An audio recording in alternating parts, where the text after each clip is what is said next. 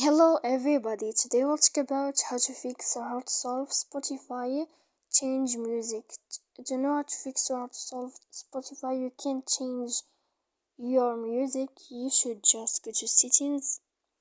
After that we click apps, default apps, app settings. When you'll find this page, you will enter to the window of Spotify. Here we click on first stop and you will click OK. Then you will enter to storage.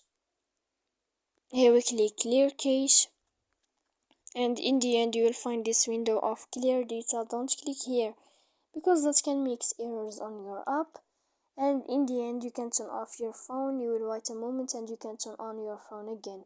So please don't forget to support us by like and subscribe. See you next time in another video, and thank you for your attention and your watching.